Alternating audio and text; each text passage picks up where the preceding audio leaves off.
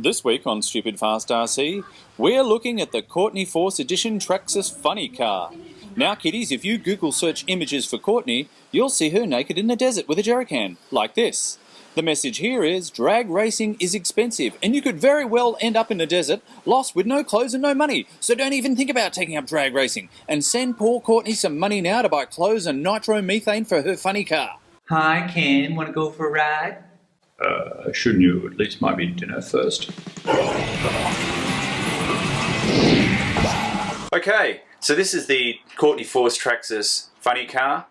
The Funny Car is a actual drag car. It actually has no other purpose than to just drag race. A lot of cars, you can use them for off-road, all sorts of things. This really has just got one specific use, and that's for simulating a drag race. And it's a good idea to have the lights, although as in our previous video, the lights are quite hard to set up and I'm still having trouble with it now. So if you don't know much about drag racing, funny cars like this are a kind of drag racing. Their vehicles are specific racing class, and it's they're called, in the United States they're called top fuelers, pro modified, pro stock. They have them in Australia as well.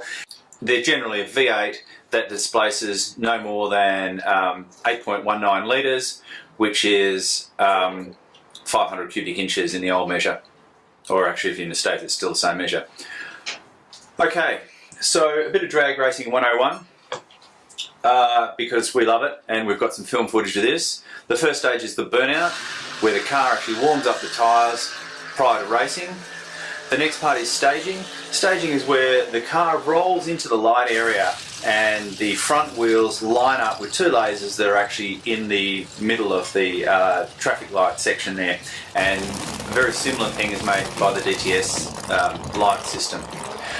Then the driver will watch the lights and launch.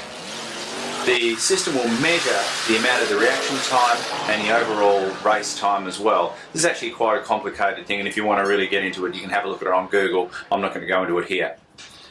This car is actually set up to simulate those three things. First of all, we've got the burnout mode, and this is what that looks like. The next we have staging. Now staging is interesting because staging actually stops the car from giving you full revs. This is full revs.